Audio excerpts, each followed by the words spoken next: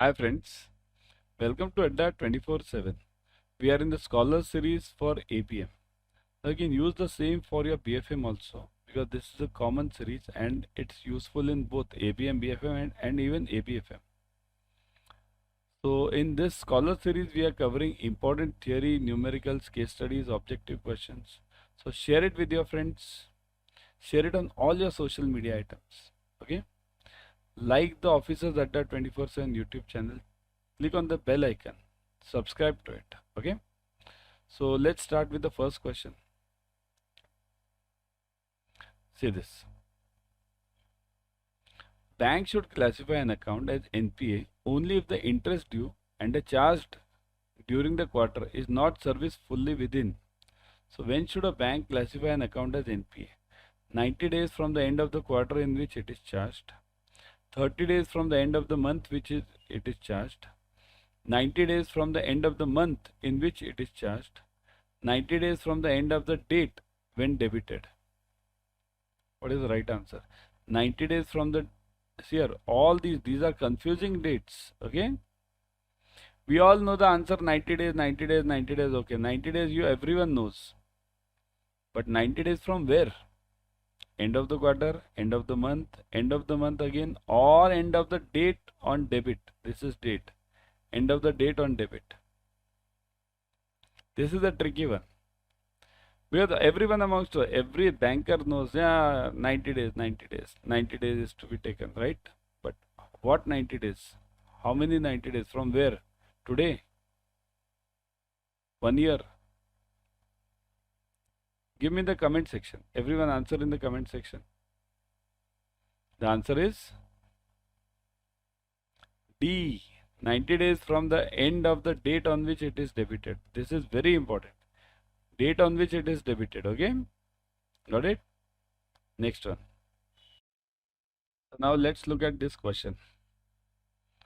Which are the important components of Pillar 2 of Basel II framework or supervisory review? So you can call this Basel 2 or Basel 3 also. Both are same. See here, in Basel 2 and Basel 3, nothing much has changed. Only the severity has changed. You can call it Basel 2 or 3 both.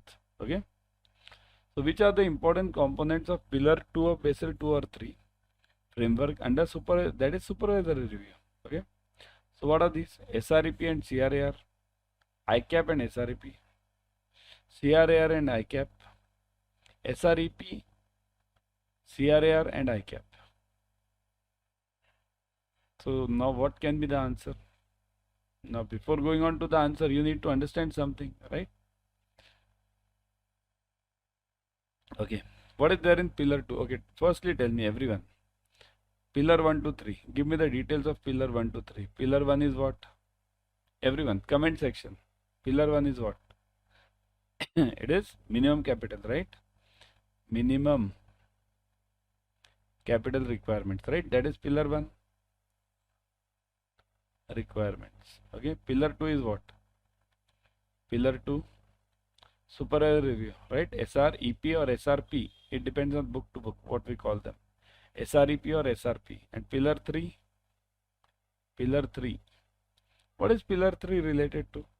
Always many of us get confused. Here, Pillar 3 is mainly this. The name is discipline, market discipline, right? So market discipline, right? So this here, a few things you need to keep clear in your mind, very clear. What is that? See this. Minimum capital requirement. What is this? This is performed by the individual bank. This is performed by the bank. Okay. Individual bank means SBI, ICICI, HDFC, Federal Bank, all these. Individual banks perform this function. It will have all the three capitals that credit market ops. Okay. Pillar 2 is always performed by the auditor. Okay. Auditor. Auditor means what? External agency. Now this auditor word is general. It can be RBI also. Anyone who checks the Pillar 1 or bank. So under this SRP model, means basically from RBI side, there is a document called as ICAP. Okay, this ICAP comes in Pillar 2. Now many of you will get confused. ICAP is under Pillar 2 or Pillar 1. Here, it's like this. ICAP is always with the bank. Bank has to perform the ICAP. RBI will check this ICAP. RBI will check this ICAP, whether the bank is sticking to its ICAP. This is a common document given by, means it is with RBI for all the banks. Means these, what is that? Basically ICAP. ICAP means basically checklist. Have you done this, done this, done this, done this? Is it this, is it this? All the in detailed points are taken in that. So every bank has to follow the ICAP. If there is any deviation from that ICAP, any deviation, then the bank has to give the explanation why the deviation is there. Because this ICAP is prepared such that the bank should be in a stable position. Now this is pillar 2. Now one more point you need to understand. Why are we working in this pillar 1, pillar 2, or why do you work for a bank? Okay, answer my simple question. For whom do you work in the bank? For whom? Many of you will tell for your bosses, because ultimately you report to your bosses. Okay, so whom do your bosses work for? They work for their senior bosses, then senior, up to what will be the end of this? MD last. Okay, so for whom does the MD work? MD works for board of directors. So for whom does the board of directors work? Board of directors work for the shareholders. So this market discipline is basically transparency. Transparency for the shareholders. For the shareholders. So ultimately remember, whenever you work in the bank, you actually work for the shareholders. You don't work for your bosses or MD or anyone. You work for the shareholders. Simple. And whatever you do, suppose let's say your bank is not performing well in the ICAP, means there is some deviation. So ultimately who will lose in this? If your bank is not performing well, you are having some NPAs, any issues, who will lose in this? Ultimately this guy will lose, shareholders. So this both pillar 1 and pillar 2 are actually for this pillar 3. Your ultimate aim is pillar 3, not pillar 1 or pillar 2. Got it? So these concepts need to be clear in your mind. Whenever you study these Basel norms, it should be very clear in your mind. What are you working for? Okay.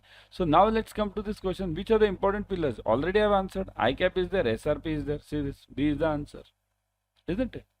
Clear? Type yes in the comment section if you have understood this. Okay. Move on. The term SREP and ICAP are dash of pillar 2 stand for. Okay, as a part of this, as a part of pillar 2 stand for.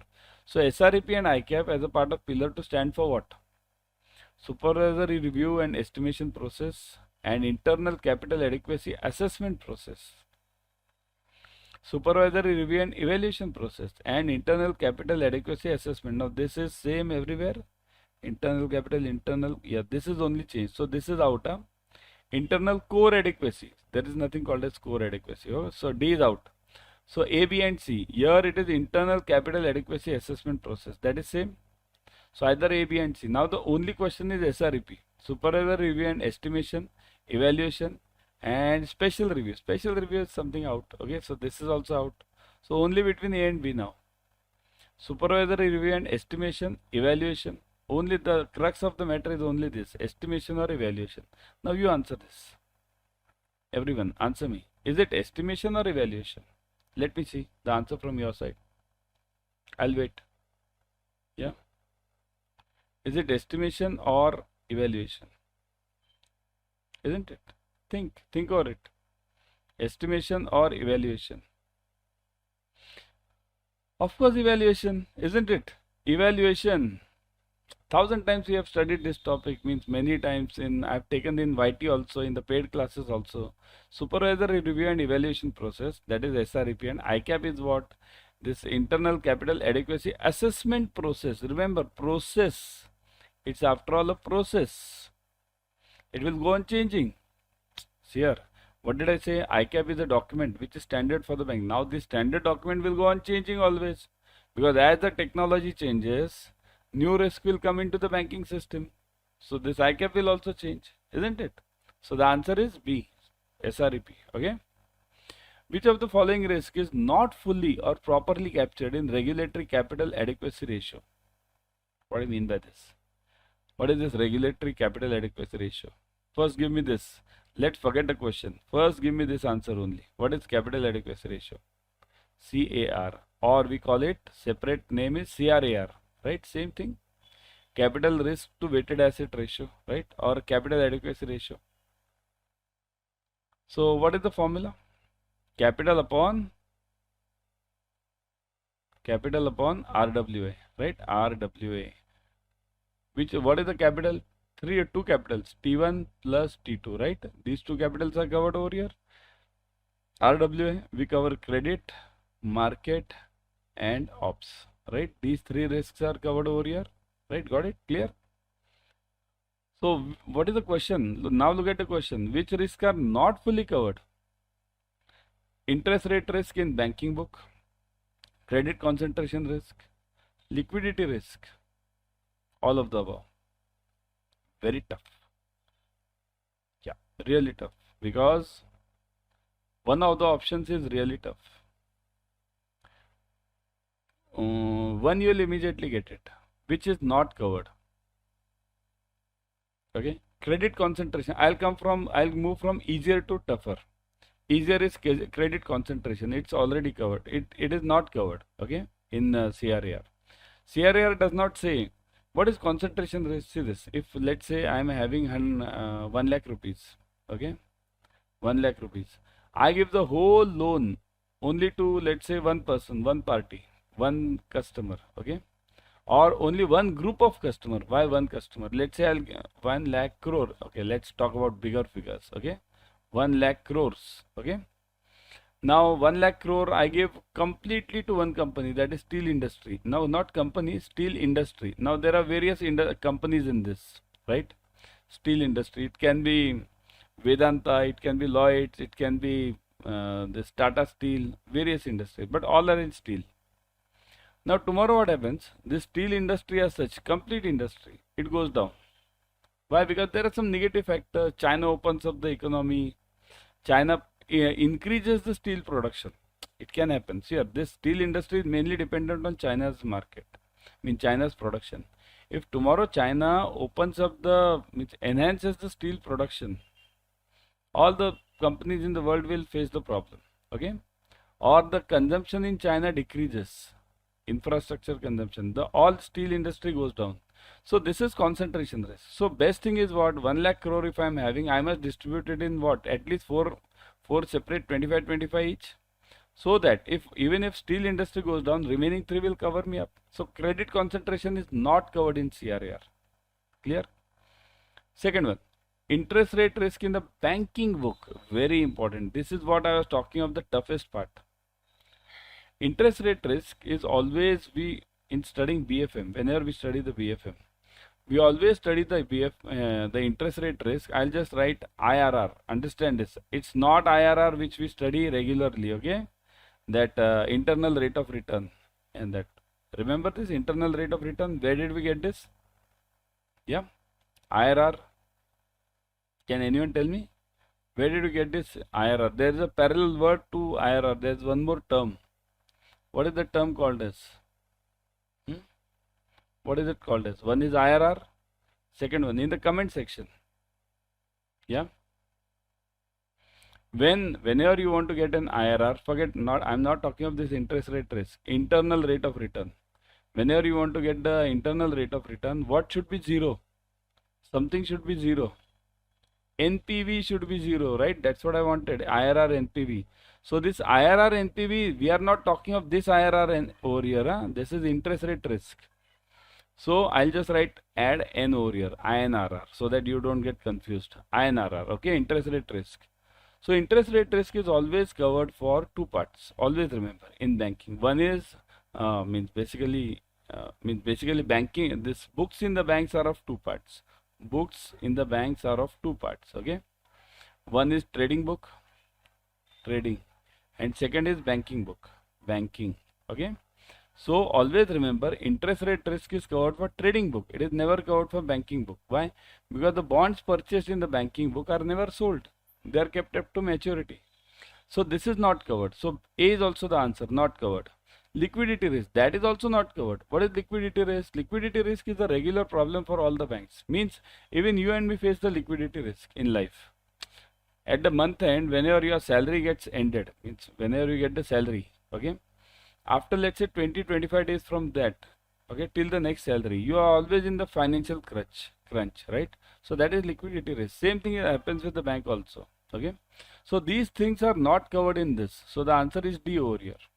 Which of the following risks are not fully covered under CRAR? It is all of the above. Interest rate risk in the banking book, credit concentration risk, and liquidity risk.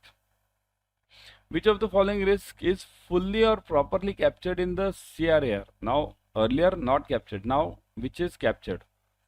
So, settlement risk, reputational risk, strategic risk, and none of the above.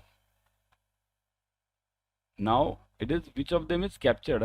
Think of it. Which of them is captured? Now, see here. Out of these options only, there are many other risks. Credit market ops captured, but are they there? No. Settlement risk is not captured over here. Settlement risk means what? One party performs, other party doesn't perform. Basic logic. Due to many issues might be there. Time zone difference, country issues, anything. Second, reputational risk means something bad comes about your bank in the newspaper. Again, not captured, right? Strategic risk means long-term business. Nokia. Always remember, strategic risk means best example is Nokia.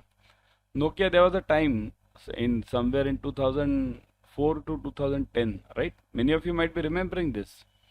Every phone was Nokia. Where is Nokia today? Gone. Strategic risk. It didn't look into the coming business, future business, always thinking of the long-term future. Long-term future, I'm not talking of short-term. Huh? So these all risks are not covered. These are not covered in the CRAR. So what do we want? Which of them is captured? So none of the above. None of the above is captured. Okay. Which of the following statement is correct with regards to the ICAP? Okay. So what is correct? Now always look into the exam whenever you answer the question. What do they want? They want a positive answer or negative answer? Correct or non-correct? So ICAP includes capital adequacy process. ICAP includes projects of capital requirement for the coming year. ICAP includes plans and strategies for meeting capital requirement, and all of these are correct. ICAP. See here, but obvious, if some of you have read, ICAP will include what? ICAP includes capital adequacy process. Capital adequacy process, will it include that? ICAP. It will include this, right? Here, now I'll give you certain, because many of you might not be knowing the details of ICAP, because we have not studied that much. We generally study for the exams, right? We don't go into the details of ICAP. Here, always remember, ICAP will include, we are on correct, right? So ICAP will always include this capital adequacy process, always. Capital adequacy means what? Your CRAR should match. Whatever is the given CRAR, generally it is 11.5% now, right? That 9 plus 2.5, 2.5 that capital conservation buffer, so 11.5.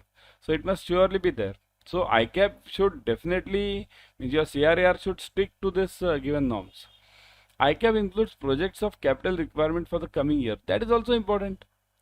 Why is it required? Projects of capital requirement, which require the capital, huge capital. So these are included in ICAP. Obviously, they should be there. Why? Because what is ICAP? Okay, tell me one thing about ICAP. I have taken this in the paid class many times. ICAP includes two parts. Always remember. ICAP includes two parts. Okay. One is compliance. Compliance means what? Whatever RBI says, whatever are the norms, are you following this? That is normal thing which everyone understands. We all feel RBI is just for compliance part. But ICAP also includes business. Business means it is not related to compliance. It is related to whether you are able to think of the thing for the future. So here all that strategic risk, just now what we saw, that Nokia example, strategic risk will be covered over here. Then your future problems, immediate future also, long-term future also, both will be captured over here. Okay. So it includes the projects of capital requirement. ICAP includes plans and strategies for meeting capital requirement, obviously. For meeting capital requirements, okay? So answer is all of these. D is the answer, okay? I'll just read the short form now. ICAP is the document which is prepared by the bank in the light of dash of supervisory review process. Now, Really difficult. See here, I won't go into all the four principles. There are four principles of ICAP. Okay, means SRP. Four principles are there. I won't go into it over here. Okay, because those are detailed ones. I generally cover them in the paid classes. Okay, so under which I can just give you the answer over here because it's very difficult. You can check it on Google also. So answer is it's ICAP is in light with what? Principle 1. Okay, it is in light with the principle 1. Someday later I'll take this whenever we get some detailed time because otherwise it will eat up the huge time over here. Okay. The responsibility of designing and implementation of ICAP lies with. So whom does the responsibility lie with? Board of Directors. See here, understand designing and implementation both. Focus on the words. Board of Directors, ALCO, Asset Liability Committee, Risk Management Committee, and Risk Management Department of RBI. So the responsibility lies with whom? See here, ultimately RBI will ask whom?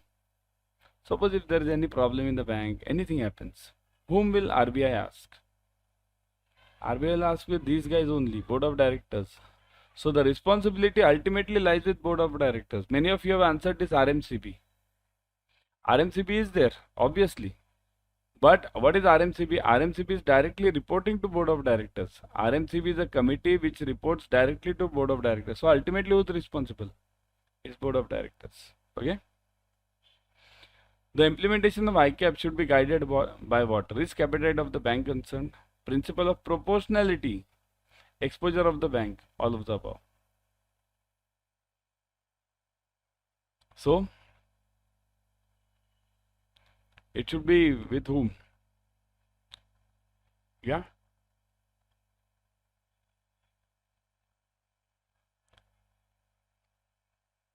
It should lie with.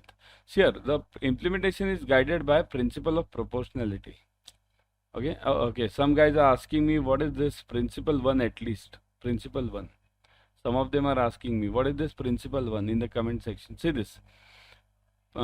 Principle 1 is basically for the overall capital requirement. Okay. Means principle 1 of this SRP requires the bank to have the overall capital adequacy. Assessing the process, it needs to have the bank to have a process for assessing the overall capital adequacy. Overall, that is principle 1.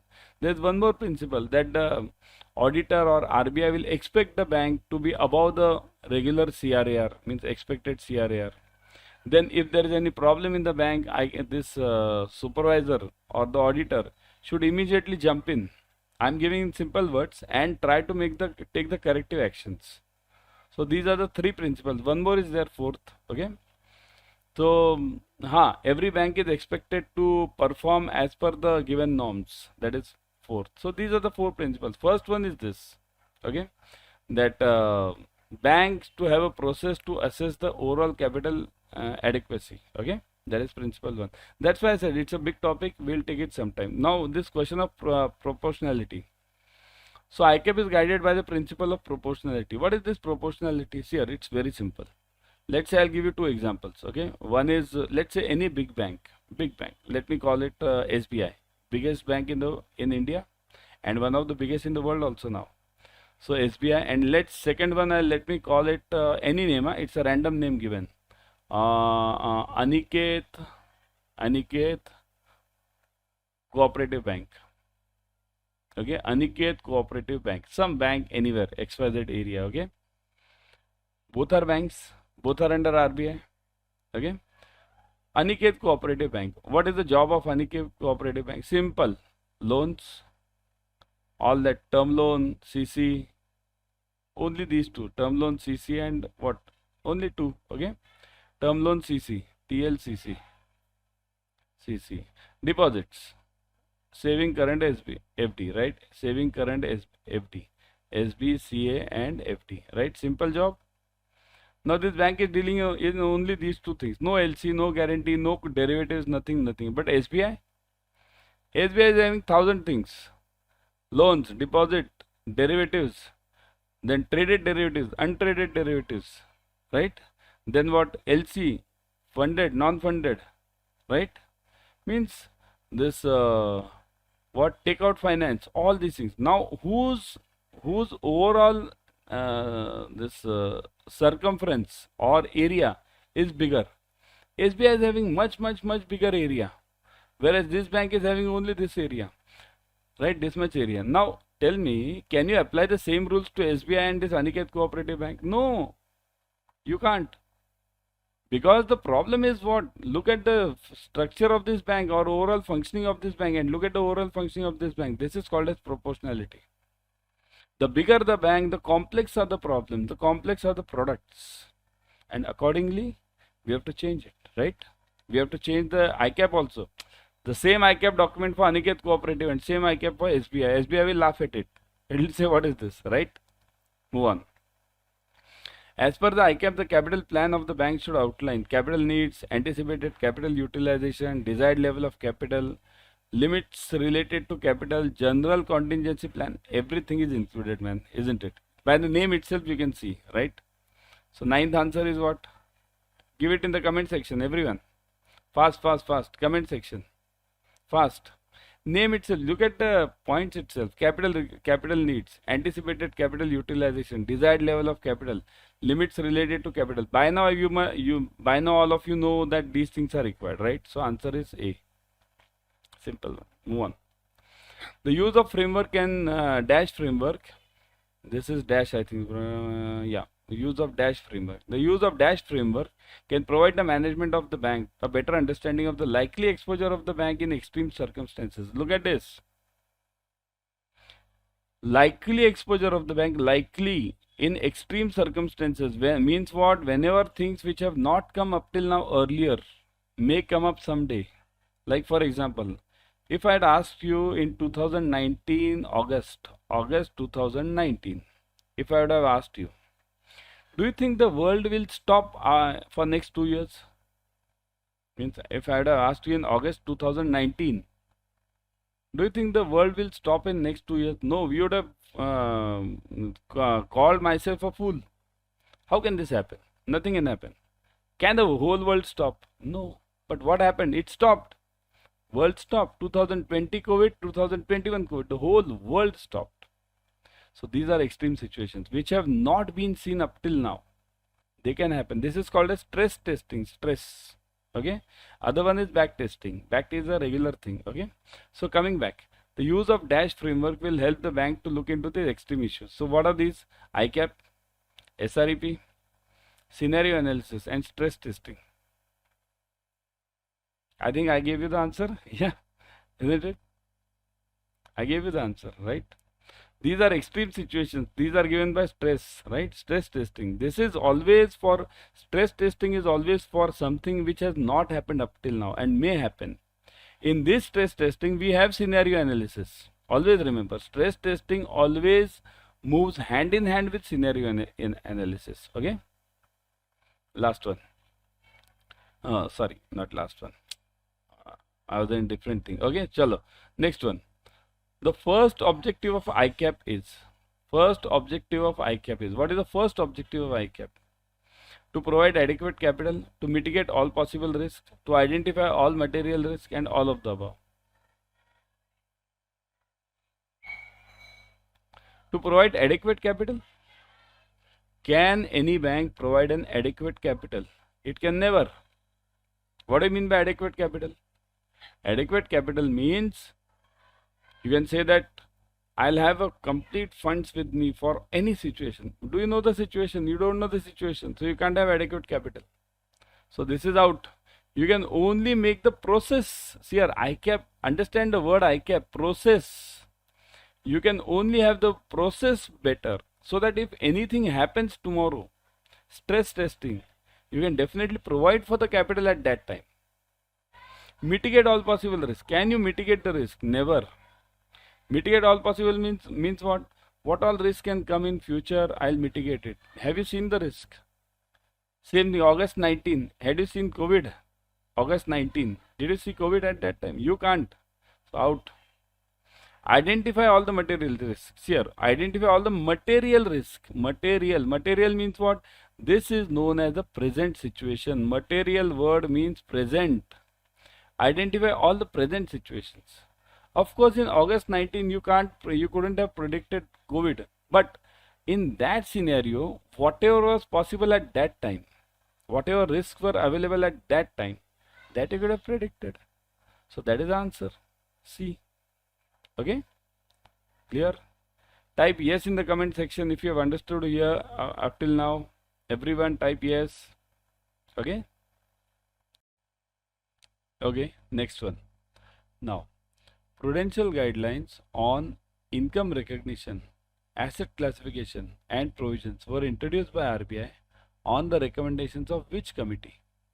I think I have taken this earlier, but then also. This prudential guidelines on income recognition, asset classification, provisions were provided by RBI on which committee? On the recommendations of which committee?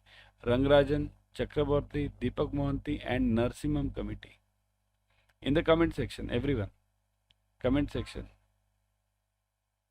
It was taken on by Narsimham committee. Okay. Welcome to the ABM readiness test analysis. All of you have given the readiness test on Officers Adda 24/7 YouTube channel. If not, kindly give it again. Kindly try. Okay, because this will give you the level at which you stand and how much you have to study more. What is the direction of the studies? What should be the direction? How much hours should you study? So that will give you the idea where we stand.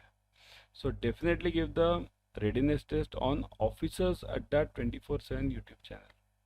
It's available, or even it's there on Adda 24/7 app. Okay, website. It's there on website also. It's there on app also. Go through any link. Okay, and subscribe to Officers Adda 24/7 YouTube channel. Okay. So here we'll be covering all the explanations of the answers. So let's start without wasting the time. What is the primary purpose of auditor's report as described in the companies or auditor's report order 2020 CARO we call it? So these are the four options. To provide a detailed analysis of the company's market position. I'll read just the first line because you can pause the video and read the remaining ones. Otherwise it will take a lot of time, right? And we won't be able to cover many questions as such. To present the auditor's opinion on the accuracy and fairness of the company's financial statements. To outline the strategic plans and operational efficiencies of the company. To document the personal opinions and observations of the auditor. So all the three remaining are not that. Okay, the answer is simply B, isn't it? Auditor's opinion on the accuracy and fairness of the company, because auditor has to do that only, ensuring compliance with the legal and the regulatory requirements as outlined in the CARO, right? Next one.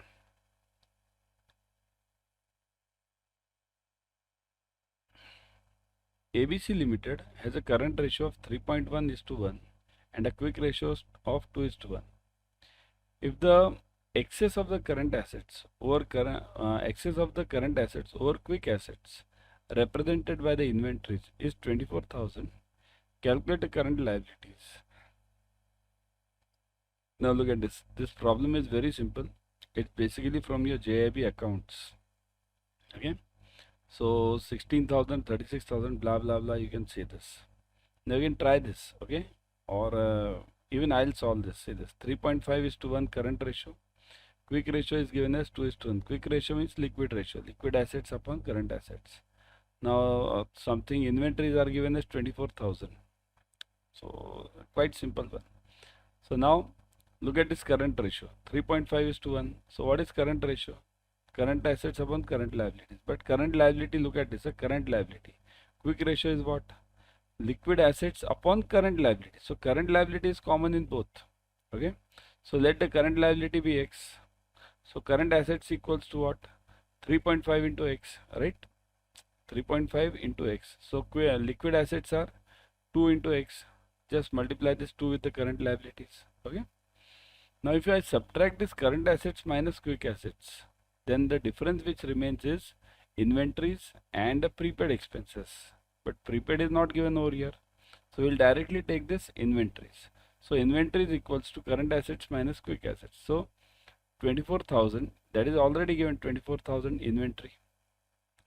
3.5x minus 2x, so 1.5x, right? So 1.5x equals to 24,000, x equals to 16,000. That's why the current liabilities are 16,000. So what do we want? First is current liabilities and calculate the current liabilities. That's it. So simple, 16,000. Okay. If they ask you current assets, then multiply this by 3.5. If they ask you liquid assets, then multiply this by 2. That's it, isn't it? Which of the following is not a type of short-term borrowing? Not. Okay. Loans that need to be paid back whenever the lender asks for it. Money borrowed from the family members. Savings account where the company keeps its money. Deposits and other short-term financial help not covered. Okay. So which of them is not a short-term borrowing? So answer is where?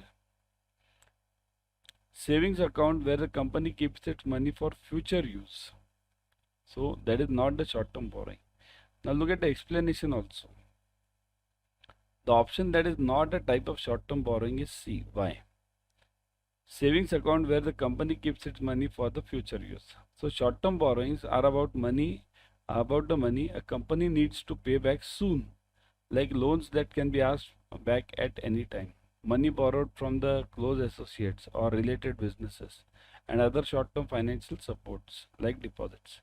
Savings account, however, represents the company's funds set aside for the future and are not borrowed money that needs to be repaid. So this is basically an asset of the company, right? From the company's angle, it's not the liability, right? What are these? These are all loans, right? Short-term borrowings. These are the liabilities for the company, and this is the asset for the company, right? So saving means somebody might argue, how can a company have a savings account? So you can mention over here current account instead of saving. The logic over here, the logic is the asset versus the liability. So you can mention this as a current account also. Okay. Next one. A college senior. One sec. The college senior is interested in determining the relationship between her GPA and her weekly hours of study for her prior 6 terms in the college. The data on her GPA and hours of study in form of hours of study GPA is given like this. Okay, so hours of study first and GPA means marks. Consider this simply as marks. Okay, so hours of study 2 point hours, 8 hours of study 12 GPA, 12 marks. Okay, 3 hours of study 15 marks. So that is basically the given relation. You can follow this. What is the sum of squares for the hours of the study? So sum of squares for the hours of the study. So what is that sum of squares? Now look at it, 628.8. How did it come? So firstly, what you should do is look at this sum of squares r is equals to 3757 minus 1372 upon 6. Means this should be in bracket. Always remember, this is in bracket. So this is basically x minus x bar the whole square. First you have to find out the x bar. Okay, x bar means what? Of the hours of the study. So what are the hours of the study? 2.8, 3, 3, 3.1, 3.5, 3.9. Calculate them, find the average. Subtract each one from the average. 2.8 minus the average, 3 minus the average. Whatever that figure comes, square it. X minus x bar square. Okay. Upon how many are there? 1, 2, 3, 4, 5, 6. Upon 6 n. Now this is a major difference here. In earlier problem we have taken n minus 1. Here we have taken n. Why? Because this is for the sample, that is for the population. Got it? What is the sum of squares for the GPA? Again similar one, isn't it? GPA means find the average, find the square, average, subtract it.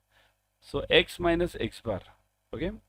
So each one you have to subtract it from that mean. Okay, and then divided by again n. So this should be in the bracket. I'll just write it over here, bracket. Okay, because otherwise you will get confused over here.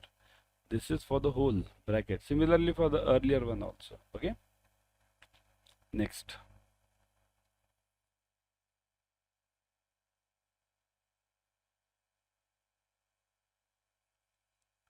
What is sum of squares of R's times GPA? Now R's times GPA means what? Say this. Again, sum of squares of hours times GPA, means some hours of studies times GPA. How many times is this? Okay, so you can just do this calculation also over here. Whatever answer you have got, this divided by that other one, and you'll get the answer. Okay, so hours times GPA, directly you can directly find it out over here also. See this, 463 minus 19.3 into 137 upon 6. So this is again the whole upon. We want hours times. So hours into times GPA. Just multiply this. Again logic is same. Find out the average of all them. Divide x minus x bar the whole square upon 6. Okay, and then you'll get this answer 22.717. What is the covariance between hours of study and GPA? Covariance. Now what is the formula for covariance? Summation xy upon n minus x bar dot y bar. So this summation xy upon n minus x bar dot y bar. So you have already got this formula solved. 22.717, that is that time x bar dot y bar. You have already done it. So it's 22.7 upon n minus 1.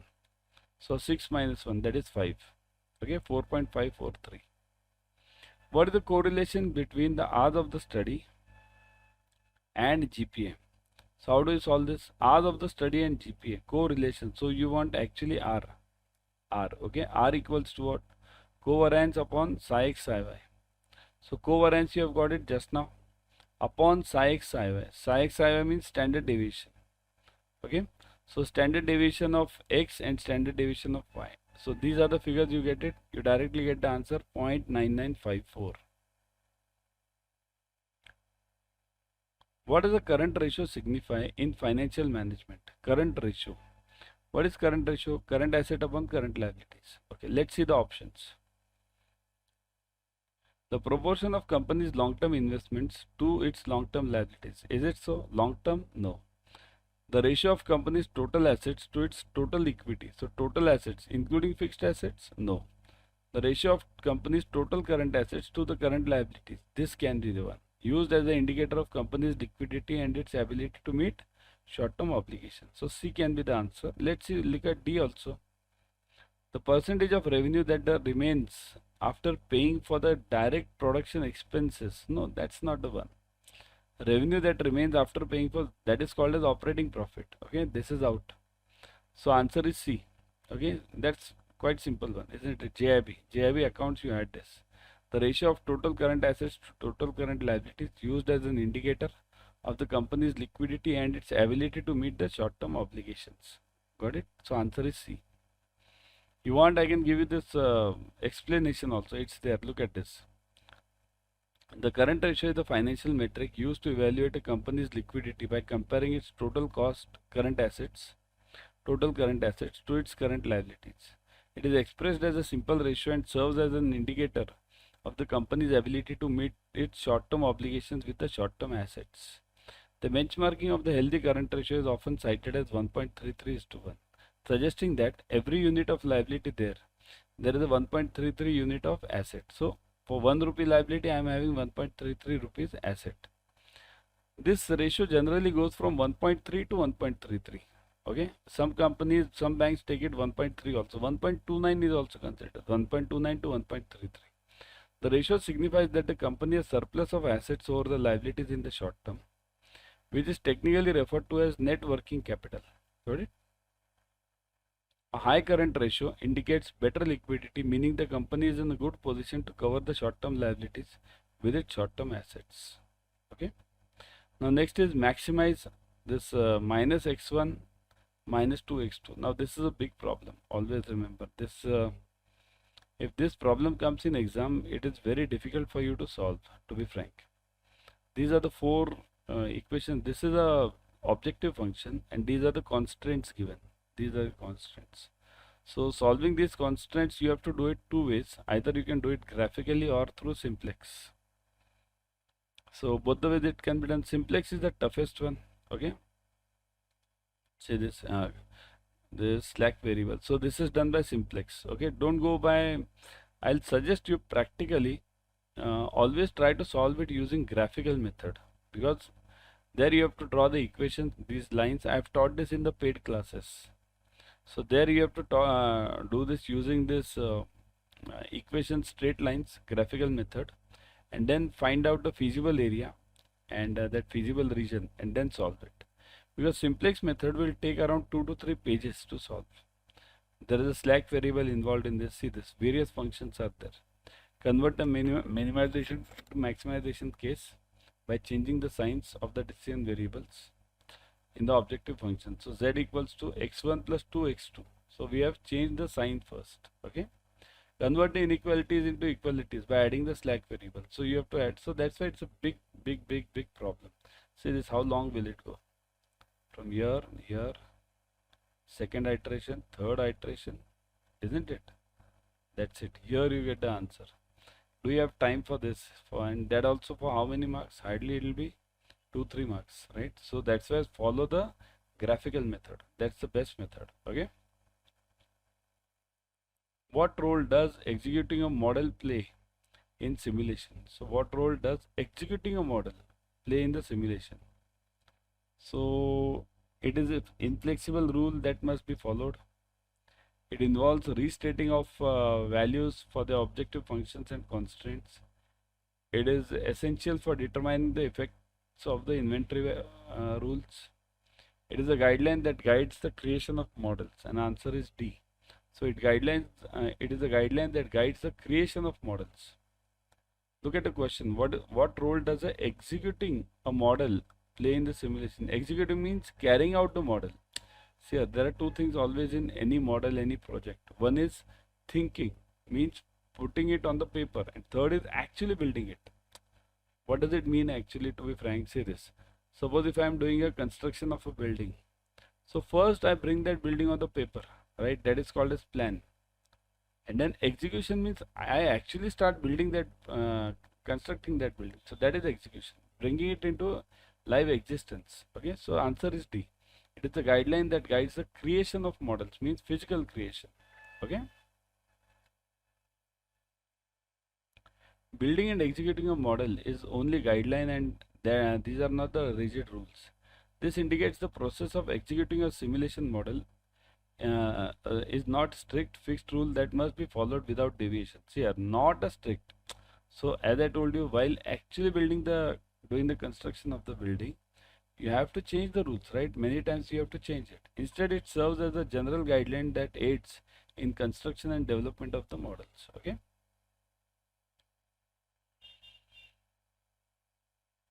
Why is estimating receivables bills considered simpler than the estimating inventory? So why the estimate means finding out what is the receivables easier than finding out the inventory? Because the receivables are fixed assets. Oh, is it so? So I won't be reading the further thing. Further you can read it. This first line itself is wrong. Receivables are fixed assets. Estimating receivable bills is governed by consistent market practice specific to the business or location. It can be. B can be, right? C. Estimation of bills receivables is directly related to the sales volume. It's not that. Bills receivables directly related means, what do you mean by this? Suppose if I am having a large sales volume, I'll do some different way of estimating. If I am having a small sales volume, I'll do a different way of estimating or finding out the answer. No, not at all. Receivables bills are not subject to depreciation or obsolescence like inventory, thus requiring less frequent assessment and simpler calculation method. That is totally out. Okay. Do you have depreciation for inventory? First question of mine. Do you have depreciation for inventory? Depreciation is always there for this fixed asset. Inventory is a fixed asset, no, current asset. So answer is B, isn't it? The process of estimating this bills or receivables is simpler because it follows the established market practice unique to each business or locality. Unlike inventory, which demands a detailed analysis of the stock levels, price changes, potential obsolescence, receivables, estimation relies on more consistent framework. This predictability and uniformity in the approach reduces the complexity, making it more straightforward task compared to the multifaceted nature of the inventory management. Got it?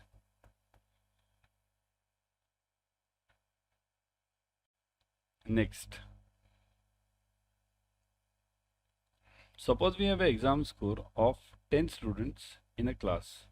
So these are the students, okay? What is the mean of the original data? Now this is simpler, isn't it? Mean, just add them, find the average. So mean of the original data, just look at this.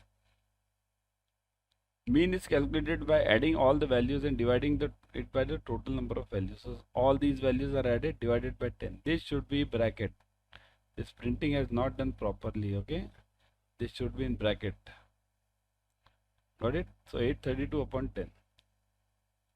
Next, what is the median of the original data? Now median, how to find this? For finding out the median, firstly look at it. What you have to do? Firstly, you have to here arrange the scores in the ascending order. Now, not only ascending, you can arrange them in descending also. Not a problem. You can. What is ascending, descending? Ascending means you start from the lowest number and go to the highest number. If there is anything double, like look at this, 85 is how many times? 3 times. So you write it 3 times. 82 is once, 88, yeah. So whatever is more than once, write one just besides the other. Okay. So what is the central number now? How many numbers are there? 3 plus 2, 5 plus 5, 10. 10 are there. So even numbers. So now what we'll do, we'll find the central two numbers. What are the central two numbers? I think so 85 and 85. This. Both are 85. See this. Since there are 10 scores, the median is the average of the 5th and the 6th score.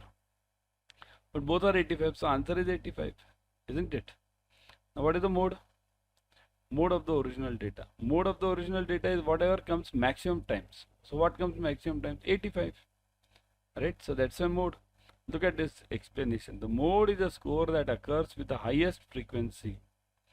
In this case, 85 occurs 3 times, which is more than any other score. So that's a mode is 85. The lowest score 72 is replaced by a score of 90. How does it affect the mean, median and mode? Suppose if I replace this lowest score 72 by 90, means I put 90 over here. What happens? Now let's look at it. Mean increases, median remains the same, mode remains the same. Mean remains the same, median increases, mode remains the same. Mean increases, median remains the same, mode increases. Mean increases, median increases, mode remains the same. Now you think, what is the answer? See here, firstly mode will remain the same. Okay, so wherever mode increases is given, so out. So C is out. Okay, now only A, B and D. Okay, now what happens in this original data is, look at this, 78 and blah blah blah. Modified data is what? 90. So now in this case what happens? If this modified data is 97, earlier data was 72, this 72 is replaced, lowest score. Now we replace this with 90. Okay, so now what happens? This 90 is increased, so mean will increase, right? Even median will increase now. Why? Because if you arrange them in the serial order, what was the 5th number over here? 1, 2, 3, 4, 5. 92 becomes over here and this becomes 85. Okay. So earlier it was 85, 85. So now it has become 92. So what will be the effect? Look at this mean. The mean will be affected by the outlier, so that replacing 72 with 90 will increase the mean. The median will not be affected by the outlier, so it remains okay. It remains the same. Okay. Now let's look at the median. 72. Okay, it's not arranged. That's why. Okay. Once you arrange them, then you will see this. Let us see this again. Okay. Let's go to the median part. Median. Look at this. Now if I replace this 72 with 90, so this 90 will come over where? Here. Here. Okay, so what will be the central number now? Now it will start from here. 1, 2, 3, 4, 5 and then 6. So again 85, 85 only. So it doesn't change. So it will remain the same. Okay. Mode will also remain the same. Got it? So answer is A. Mean increases, median same, mode same. Okay.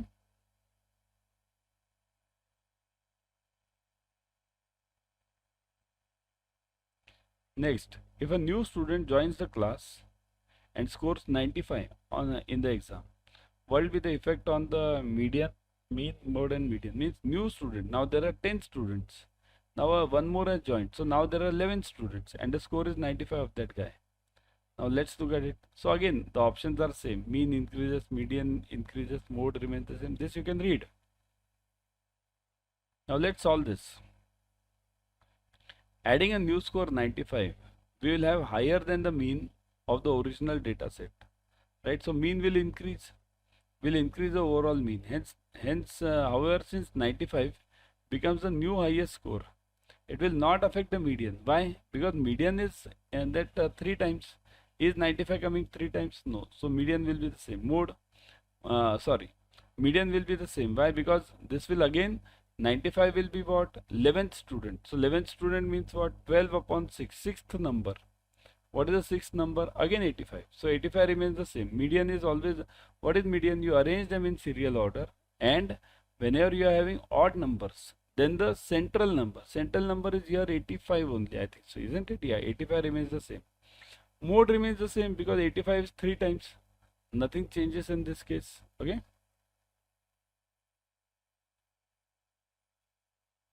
A company revalued its land and building from 40 lakhs to 100 lakhs. So company is having some land and building. Now it is revalued. The price has increased. Prior to this revaluation, the current ratio was 1.33:1, while the current liability is totaling to 100 lakh. What is the new current ratio? What is this? Land and building is changed. Isn't it? That's what I was thinking. What is this?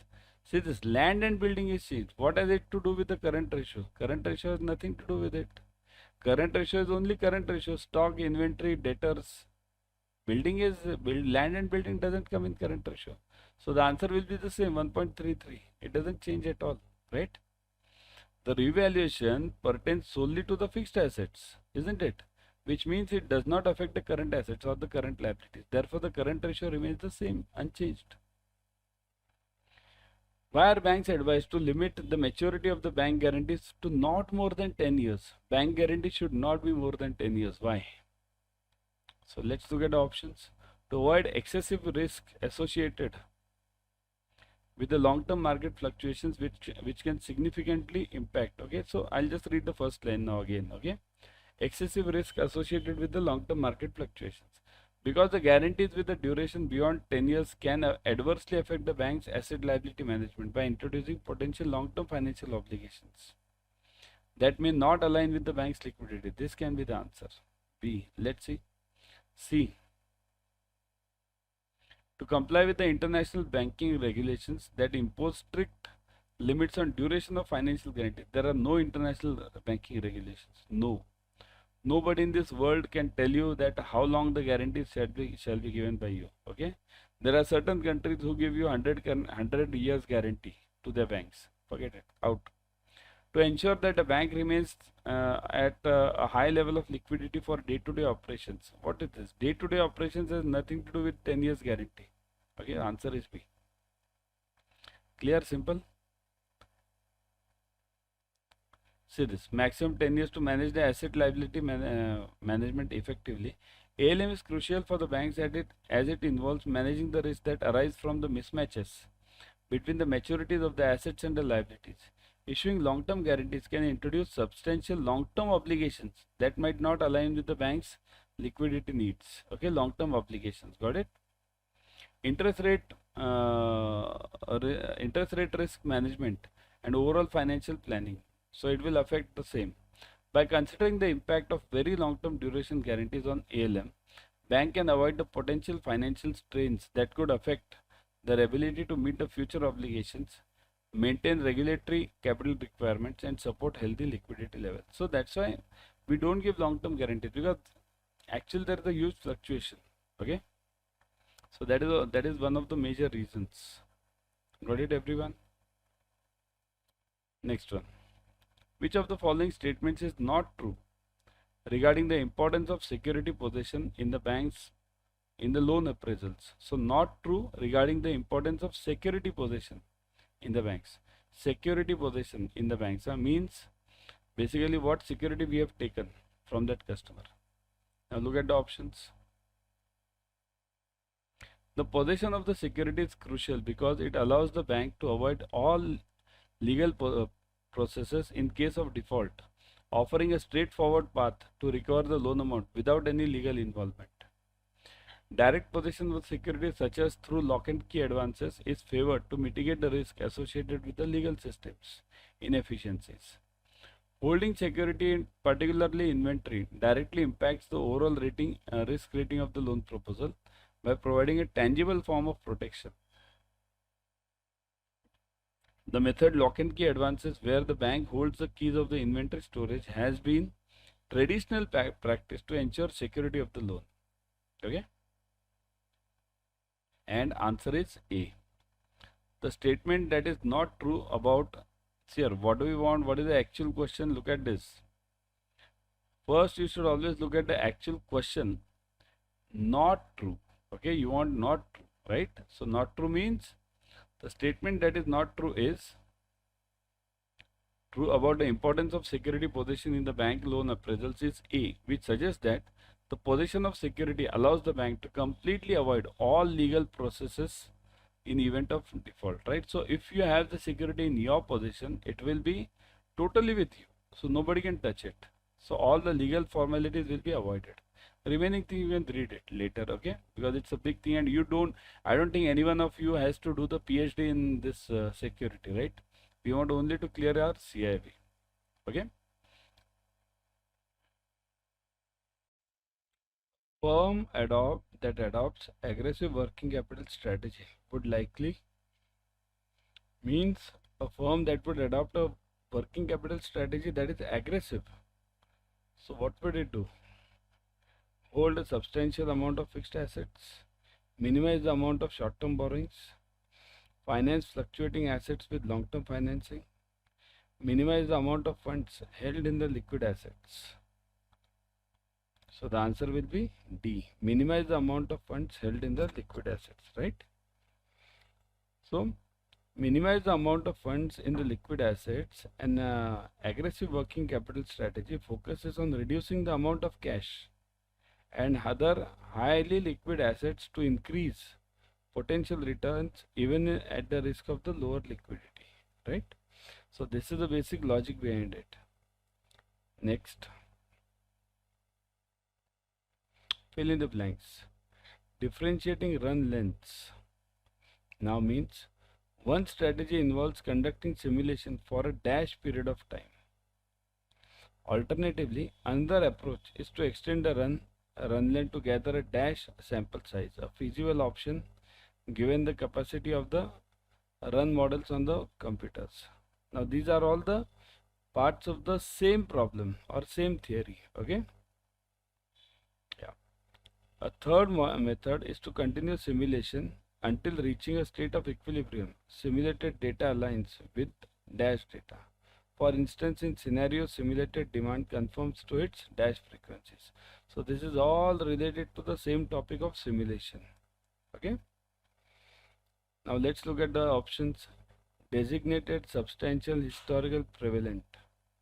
Substantial, designated, historical, prevalent. Now all these are same words here and there, okay? So answer is C. Designated, substantial, historical, and historical. All are, see this, okay? Now let's look at it again. One strategy involves conducting simulation for a designated period of time. Okay, first one, designated. Alternatively, another approach is to extend the run length to gather a substantial sample size. Okay, substantial.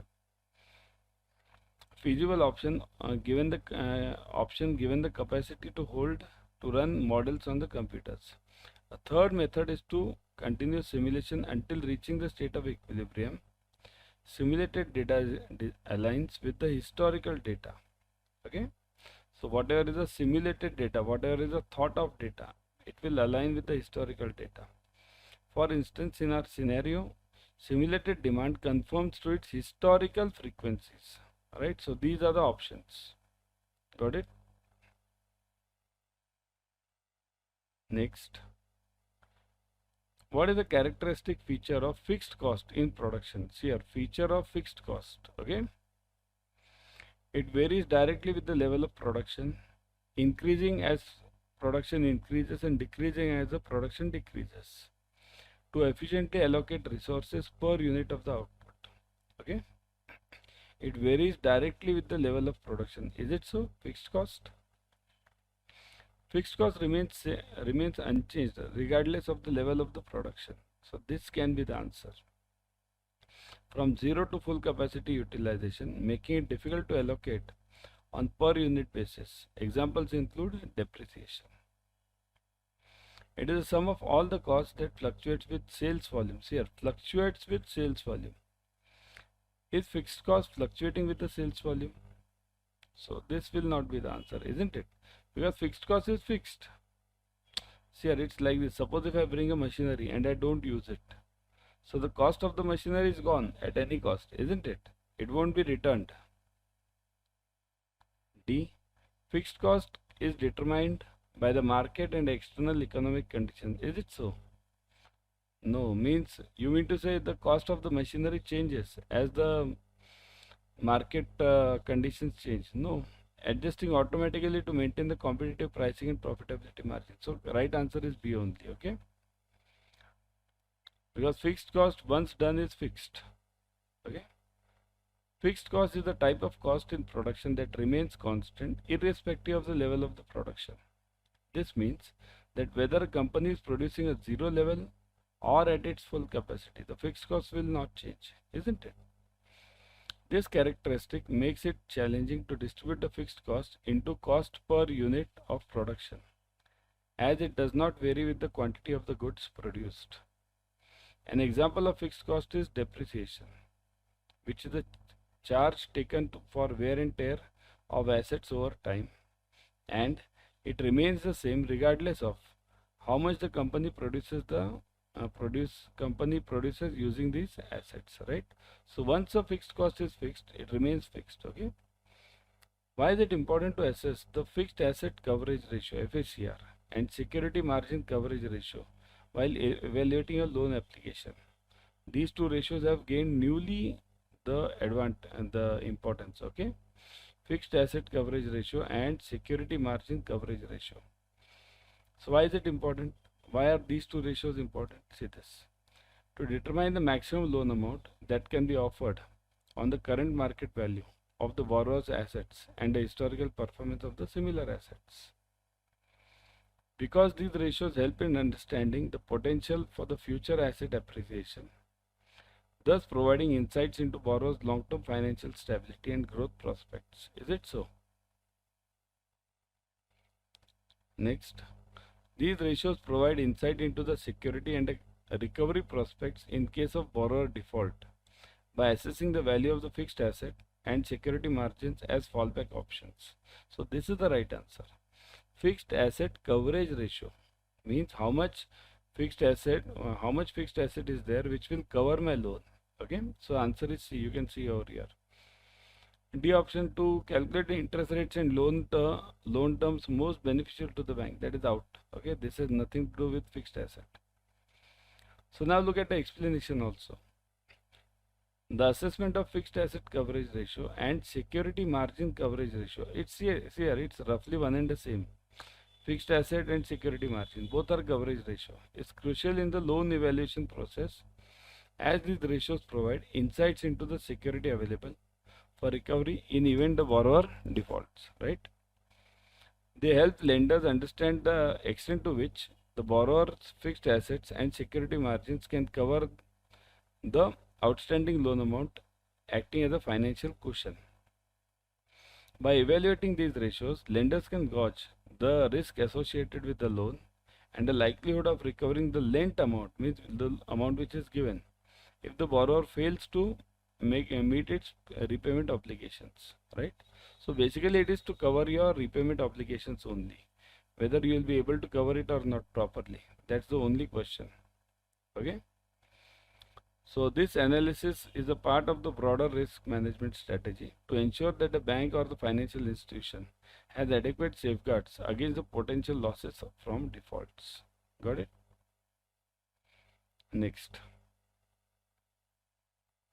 What is the recommended practice for participating lenders regarding the appraisal of loan proposals? So recommended practice. Look at this. Lenders should prioritize loan proposals based on the applicant's credit score, ensuring that those with the higher scores are appraised and responded to the first.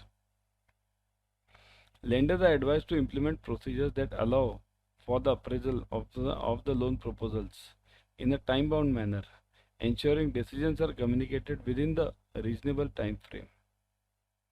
It is suggested that the lenders outsource the appraisal process to external agencies to expedite the decision making and increase the efficiency. Participating lenders should only consider proposals that come with complete security upfront to reduce the appraisal time and hasten the decision making process. So what is the question? Is it positive or negative? What is the recommended practice? Okay, recommended practice. Always look whether it's positive or negative, what is asked. Okay.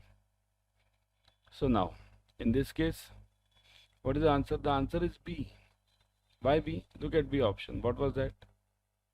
Lenders are advised to implement procedures that allow for appraisal of the loan proposals in a time-bound manner, ensuring decisions are communicated within the reasonable time frame. Okay, that is the best that is the right option. Many of you might have felt this A option is correct. Should prioritize the loan proposals based on the applicant's credit score. That higher credit score will get first loan. So it's not nothing like that. Okay, fixed time-bound manner, and if it's a good score, then you can give the loan. If not a good score, you can reject the loan. But it should be in a time-bound manner. Okay. So this recommended practice of for participating lenders in the appraisal of the loans is to develop and implement a procedure that ensures these appraisals are completed in the timely, efficient manner. This approach includes making decisions on whether to extend financing or not within a reasonable time frame. The emphasis is on the operational efficiency and effective time management to enhance the lending process's overall speed and responsiveness. This practice aims to benefit both the lender by streamlining the operations and the borrower by reducing the waiting period for the decisions of the loan application, right? So it is beneficial to both, isn't it? What is cluster sampling? Selecting individuals from the population who share similar characteristics, dividing the population into homogeneous groups and randomly selecting entire groups to be the part of the sample, choosing individuals who are conveniently available for study, sampling individuals based on the availability at a specific time. So all these are not right, only B is seeming to be right? Into homogeneous groups and randomly selecting entire group to be the part of the sample. Okay, entire group. Okay. Cluster sampling involves dividing the population into clusters or groups that are internally homogeneous but differ from each other. Then random samples of the clusters are selected and all individuals within the chosen cluster are included in the sample. This method is particularly useful when it's impractical or costly to sample individuals directly from the population. Okay, so there the cluster sampling is used. Okay, got it? Next one. A large private bank is in the process of selecting a new chief compliance officer. The board has constituted a senior executive level selection committee to oversee this process. After thorough evaluations, the committee has recommended top 3 candidates based on the merit. Now the board must decide whom to appoint. Additionally, the bank's MD and CEO has prepared the required fit and proper certification for the final candidate. If they are ready to inform the Department of Supervision at the RBI about the prospective appointment and provide a detailed rationale for their choice in compliance with the supervisory requirement. Okay, so this is the overall case. A new CCO is to be appointed, and that committee has decided on it, and the board, this senior executive level committee is appointed. This committee has given the recommendation. The board must decide now, board of directors. Now they have prepared this fit and proper certification, okay, and they are to inform this to the RBI. So now, what are the questions? Look at the question. The questions are from here 62 to 65. Okay, 62, 63, 64, 65. 4 questions will be there. What could be the potential reason for RBI to reject the appointment of the candidate as a CCO? So why can RBI reject it? See here, after this bank appoints it or board appoints it, they have to inform to RBI, and RBI, if it wants, it can reject it. That's also means that's a prerogative of that RBI. So what can be the reason? The candidate's experience primarily comes from sectors other than banking. Candidate has not been ranked as a top choice by the selection committee. The detailed rationale for appointment submitted lacks sufficient evidence of candidate's compliance expertise. The bank failed to provide a yearly audit report along with the appointment details. So that is D is out. Answer is only C. Okay. Many of you might have written this this A. The candidate primarily comes from sectors other than banking. So that is not the answer. Okay. Remember, at the senior level, whenever you go in bank or in any company, you go in FMCG, you go in bank, you go in IT, the senior level jobs are similar. Okay. So if there is a compliance officer, the compliance officer will be same in IT also, in banking also, in FMCG also, in chemicals also, everywhere. So person can come from the varied background. Okay. So the answer over here is what? This. What can be the answer? This. C can be the answer. Candidate has not been ranked as a top choice, so this will also not be the answer, because it's after all the prerogative of the board of directors. But this can be the answer. The detailed rationale for appointments lacks sufficient evidence. So if the board just gives the names without giving the evidence of this person, then RBI has the right to reject it. Okay. Excuse me. RBI could reject the appointment if the detailed rationale of appointment lacks sufficient evidence of the candidate's compliance expertise. This information is crucial to ensure that the candidate meets the necessary supervisory standards, and insufficient documentation may lead to concerns about the candidate's suitability for the role. Okay. Next one. Which document is critical to submit to RBI before finalizing CCO's appointment as per the regulatory requirement? So which is the important document? The comprehensive background check report from an independent third party, fit and proper certification by MD and CEO, confirming the candidate meets the specific supervisor requirements, an endorsement letter from the board members not serving on the selection committee. So this is what is this question. Board members not serving on the selection committee, what have they to do with it? Okay. A financial stability statement from the candidate's previous employer. See here, this previous employer and everything will be there in that fit and proper certificate. Okay. So the answer is this, fit and proper. The fit and proper certification by MD and CEO is critical. This document confirms that the candidate meets the supervisory requirement laid down by RBI. See here, RBI has given certain prescriptions that this point should be there. So this person should meet it, making it essential for the regulatory compliance and approval of the appointment. Okay. Next. What consequence might the bank face if it fails to ensure prior intimation to the RBI about the premature transfer removal of CCO? So suppose if it does the premature transfer or removal, so what is the consequence? There may be some let's see. Okay, immediate revaluation of the bank's operational licenses, a mandatory review of the bank's internal compliance policies, possible penalties and formal warning from RBI, a compulsory freeze on all upper management hiring for a 6-month period. So the answer is C, possible penalties or a formal warning from RBI. So failing to provide prior intimation to RBI about such significant changes. What are the significant changes? Means suppose if I want to remove somebody, so I need to inform RBI that see, after 1 month or 2 months we are going to remove this guy.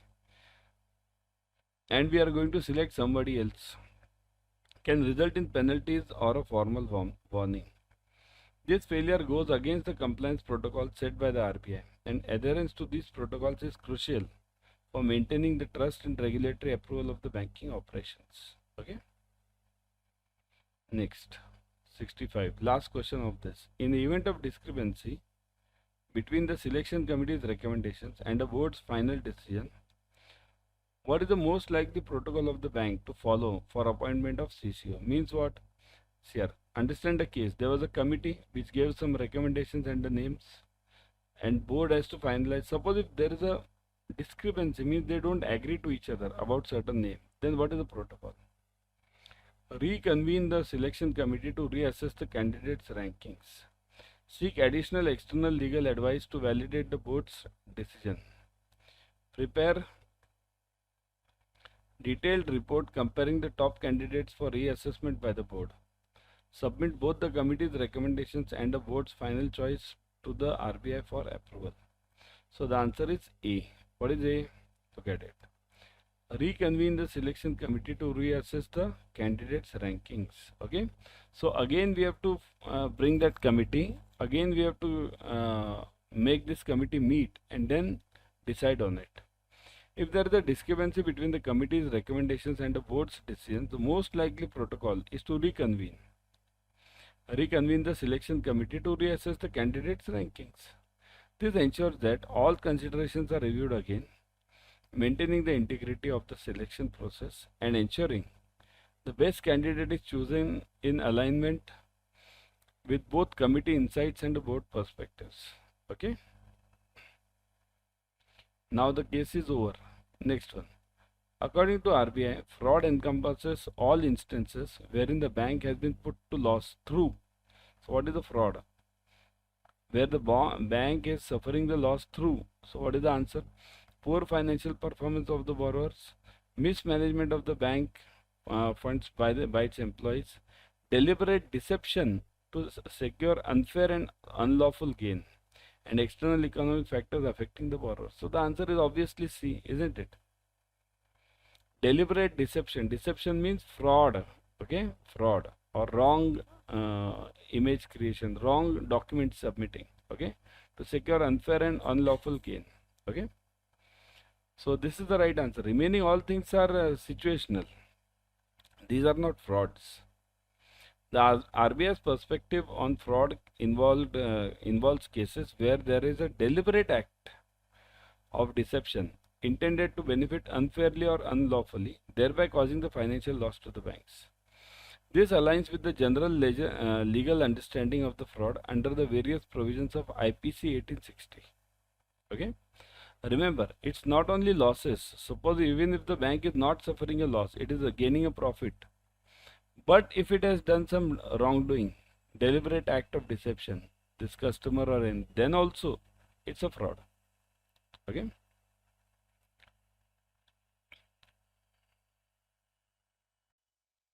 What is this IPC 1860?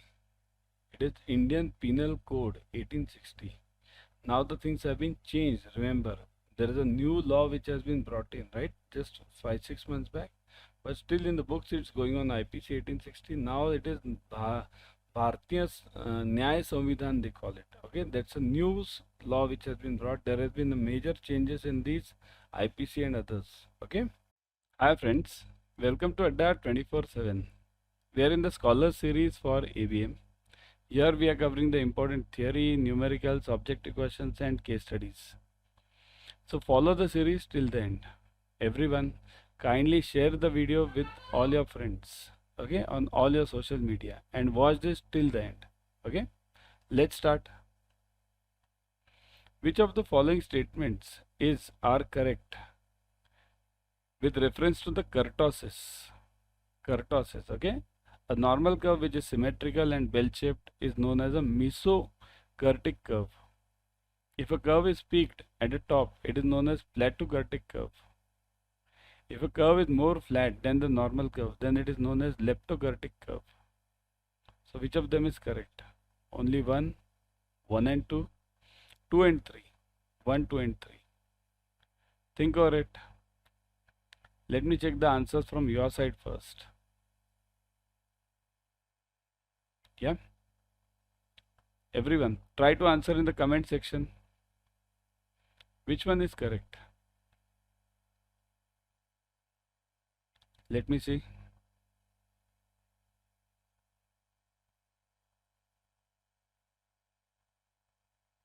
It is. Is it this first one or second one? Is the second one correct? If the curve is peaked at the top, it is called as plateau curve. Is it so? And if the curve is more flat than the normal curve, it's called as leptokurtic. If you read your books over there, you will definitely get the answer that this is exactly reverse. Means if the curve is peaked, it is called as lepto. And if the curve is flat, then it's called as plateau. And normal, which is symmetrical and bell-shaped, is known as meso. So only one is correct. Okay? Only one is correct. Do you want to see this? Let me see if I'm having these curves. Hold on. I'll show you these curves is possible. Hold on.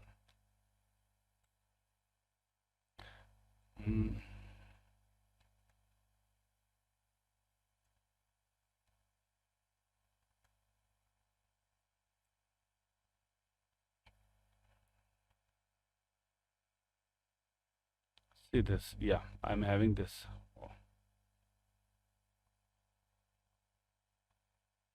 Look at this. This is directly available on the Google itself. See this, mesocurtic means normal distributed curve. Okay, completely normal distribution. Lepto means this is peaking at the top, peaking very high. Plateau means this is a flat curve. This is lesser than this mesocurtic. Okay, lepto is higher than the mesocurtic.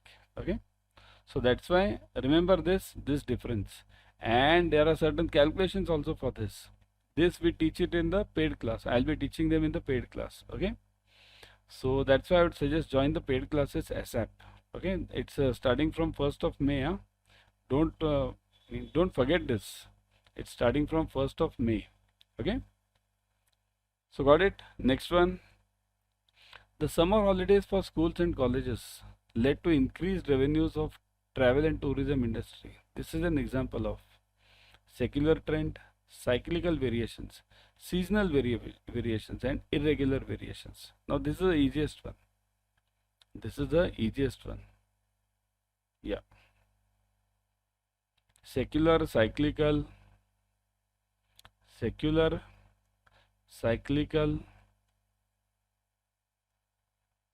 and seasonal.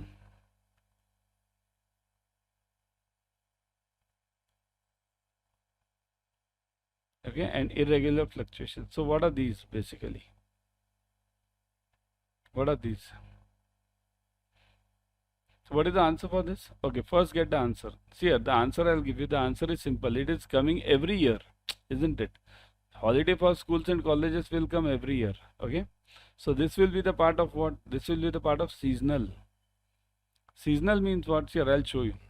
Generally what happens, this is your stock market. Generally this happens in stock market. Stock market, it moves like this, but net it goes up. This is known as a secular trend, which starts from here and ends over here. Now it doesn't end actually, it goes on and on. This is known as secular. Cyclical means what? Cyclical means this goes ups and downs. Now here the problem is you can't project when will be the total ups and when up to what time will it be the total ups, or when will the product come down. You can't predict that. Okay, for example, cyclical trend, I'll give you an example of Nokia phones. Okay, Nokia. Do you know Nokia phones? How many of you remember this Nokia phones? Nokia phones were once the heartthrob of each one. Means everyone liked Nokia phones in 2004 to 2010 roughly, isn't it? Everywhere there was a Nokia phone. So the graph was like this for Nokia phones. Like this. Right? Up. But where is the graph now? Now where is Nokia phone? Here. So this is known as a secular trend. Cyclical trend. Okay? Cyclical means what? This, there will be up and down, but you don't know. Seasonal. Seasonal is similar to this, but seasonal you know it. Know it means what? This comes every year. Yearly. This comes here. Every year it comes the same way. Means I'll give you a few examples. Whenever there is a rainy season, you will get more patients of flu. Okay. Irregular means which you don't know. Don't know means roughly it can be when will be the terrorist attack on any city. Do you know? You don't know. When will be the floods in any city? Do you know? We don't know. So these trends which are not known are known as or dacoity. When will there be a robbery at a particular house? Will you know this? Never at all. Right? If you know this, then what's the means? I'll definitely keep the security at that time, isn't it? So irregular variations means which you cannot predict at all. So this whichever comes yearly, every year it comes same. Hotel bookings, travel, tourism, flu patients, same thing every time. Okay, seasonal. There are 20 employees in Alpha Technologies. 5 of them are postgraduates in IT. 4 of the employees have completed MBA. 3 employees are selected at random. Find the probability that all the 3 are postgraduates in IT. Now we want all the 3 are postgraduates in IT. How many employees are there? Total 20. Now this is a numerical for probability. This is the probability distribution numerical. Okay. This will come to you for 1 mark in exam. Probability distribution. Okay. This will come to you for 1 mark. Got it? Means what?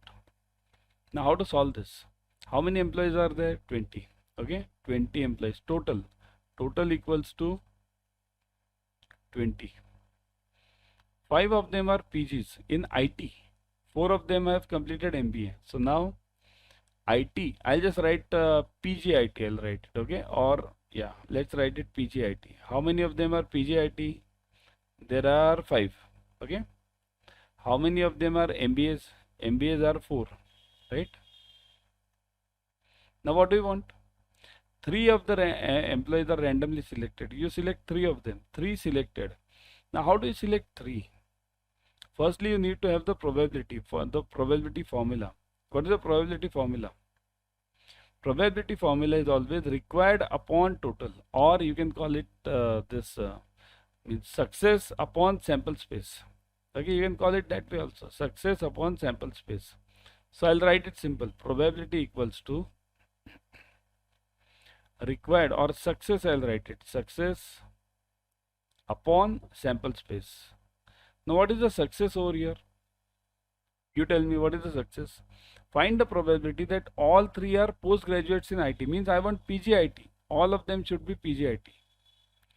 3 of them. 3. Okay. Now what is given? All the 3. Now how many are selected? 5 of them are IT blah blah blah. 3 are selected. Okay. So now I can select 3 students from how many IT students are there? 5. How can I select 3 students out of 5 students? What is the method? The method is NCR. Now this is known as a combination. NCR, that is known as a combination. Okay. N is a total. R is a required. R means required. Okay. So how do I select this? Let's see. Total NCR 5, C, R is what? 3, right? The required is 3 only, na? 3 are selected, 3. Now sample space. What is the sample space? Again C, same thing, combination. N, what is the total? Now sample space includes everything, all of them. So how many are there in total? 20. C 3. See this again. What is required? I am required to select only 3. Now solve this. 5C3. What is the formula for 5C3?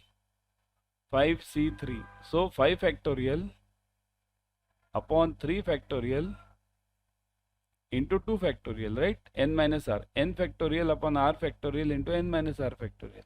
So solve this. 5 into 4, 20. Means if you go on solving this 3 factorial will cancel this other ones. So 5 for the 20 remains upon 2. So that is equal to 10. So your numerator is 10. Numerator is 10. Right? What about the denominator? 20C3. So 20 factorial upon, see this, 20 factorial upon 3 factorial into N minus R. So 17 factorial. Okay. Factorial means multiplication. So go on multiplying. 20 into 18 into 19. So 20 into 19 into 18, the whole upon this 17 will go now, right? It will get cancelled with this. Factorial means just go on multiplying up to 1. So this numerator and denominator gets cancelled for 17 factorial. So you can write this like this also, 17 factorial. Okay, 20 into 19 into 18 into 17 upon 9. Okay, 17 factorial. So in this case, what do we do? Divided by, now 3 factorial, 3 into 2 into 1. Okay, into, now 17 factorial is as it is. Now cancel this, 1, 2. So what is the answer now? Solve this. 6 3 is 18. So this is 3 now. So 23 is 60, 60 into 19, 540, right? 540. So this is 540. But is this your final answer? No. What is the probability? I'll write it over here. Probability equals to P equals to, what is the success? 10. Upon what is the total? 540, right? So 10 upon 540. Solve this now. Everyone, you in exam you solve this using the calci. Don't try it yourself. In exam, don't try it yourself, because we generally are so much fast and we are under so much pressure that we many a times mistake in these calculations. Okay, we make the mistakes. So 20 into 19, let me check it again, into 18 upon, because even I might make the mistakes, upon 6. So it is, see this, I think so it's wrong, right? 20 into 19 into 18. That's what I said, because what happens, these calculations is always a difficult part for whenever you are working under pressure or working on something else. Okay, yes, divided by, what is the answer? 3 into 2, 6, right? 17 factorial divided by 6. So what is the answer you are getting? 1140, correct? See this, it is 1140. So this is not 540, it is 1140. 1140. Now find the probability. 10 upon 1140, right? 10 upon 1140. Is this right? 5 into 4, 22. Yeah, that's right. So 10 upon 1140. So now what is the answer? 10 upon 1140. Get it? Into 10. So 0.0087. So probability is 0.0087. Very less probability. Okay. Yeah, so 10 upon 1140 or 1 upon 114. So this is the answer, you have got it. This A. Okay, got it everyone? Either you do it this way or you find out the final answer, then also it's okay. Now we have a case study. The college principal is interested in determining the proportion of students who wish to learn a foreign language. Rather than collecting the data for all the students, administration randomly selects 100 students and finds 58 of them want to learn a foreign language. So they select 100 students and this is a sample, and they find that 58 of them want to study the foreign language. What does it mean? 58 want to study them means, what does it mean? Remaining ones, 42, they don't want to study it. Simple. If 58 want to study, it means 42 don't want to study. So this becomes a binomial problem. Either you want to study it or you don't want to study it. It's that simple. Getting it? Firstly, what is binomial?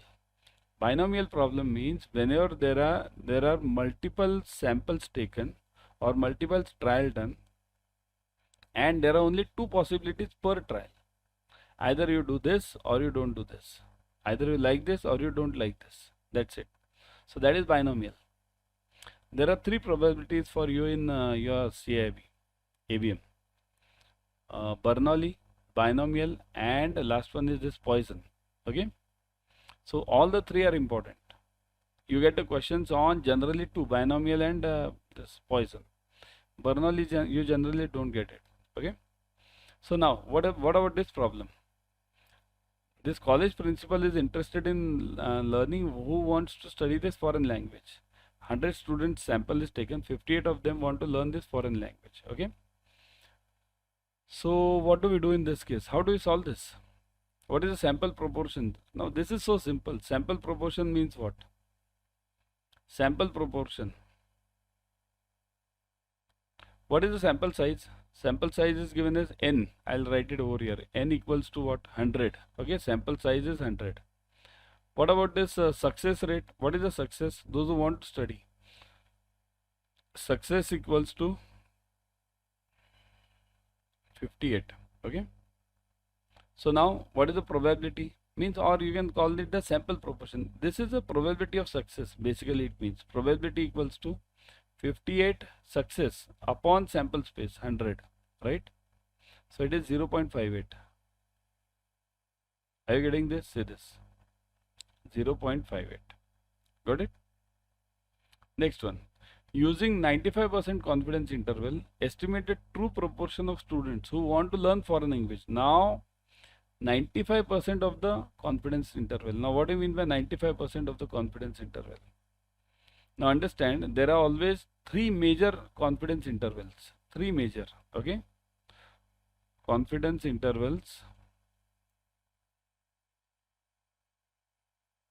There are three major ones. Let me show you.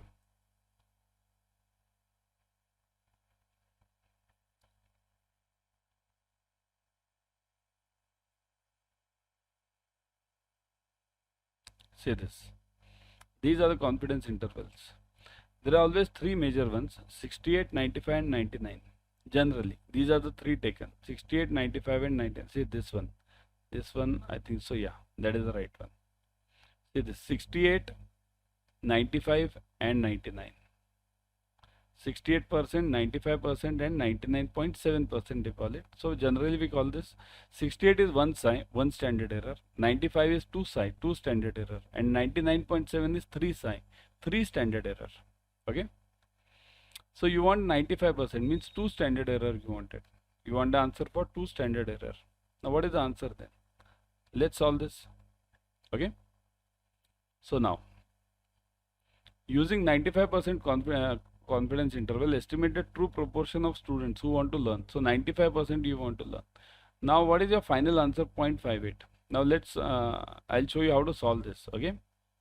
Firstly, what you do, this. Firstly, what is the answer?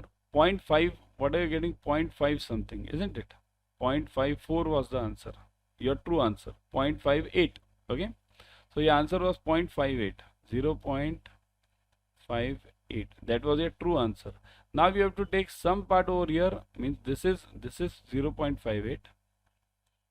Now you have to take one level above and one level below. This one level is what? 95%. So two standard error. Two standard error over here and two standard error over here, on the lower side and on the upper side. Now what are the two standard errors? How to find these? What are the ones? For finding these, what you have to do is standard deviation should be known. Now standard deviation is not given in the numerical. It should be known to you. In exam it is required, otherwise you won't be able to solve this. So standard deviation, I have added it over here, equals to 0.023. Now what is the next step then? So if you know the standard deviation, find the standard error. What is the standard error? Standard error equals to standard deviation psi. This is known as standard deviation divided by root of n. Okay, root of n. Okay. So psi is what? 0.023. It's given now. 0.023 divided by root of n. What is n? 100. Right? Look at this. 100 students. Okay, 100. So 100, root of 100. So divide it. So it will be, if you divide this, you will get it as 0.0023.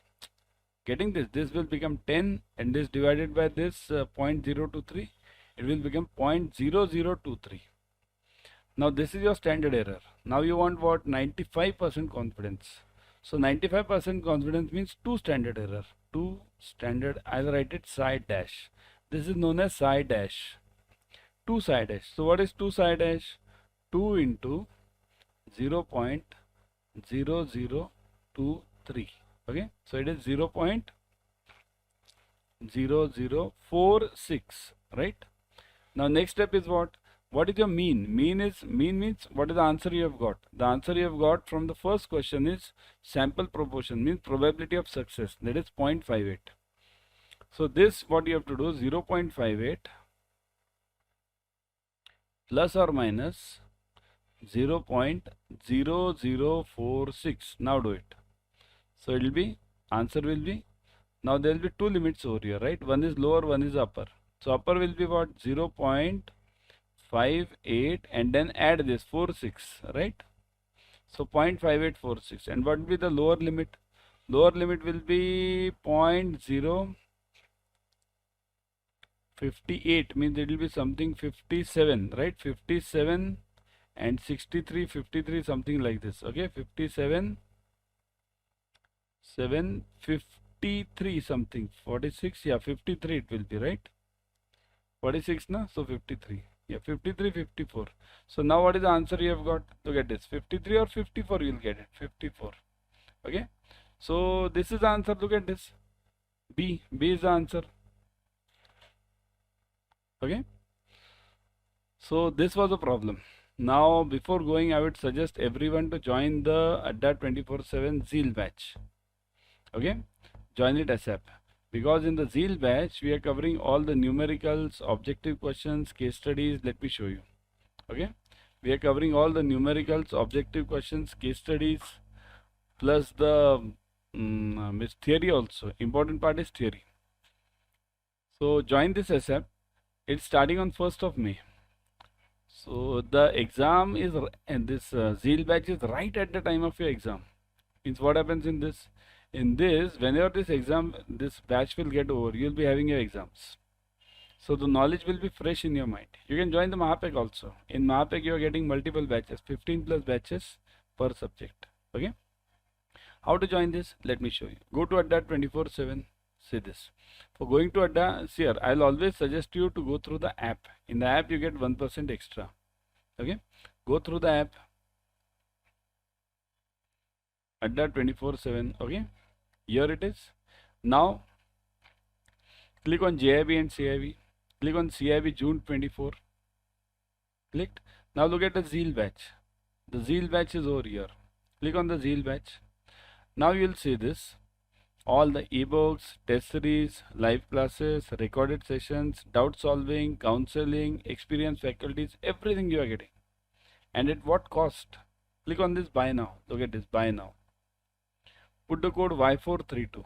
Y432. Okay. Y432. Click on apply. Look at this. 79% off you are getting. Plus 1% extra.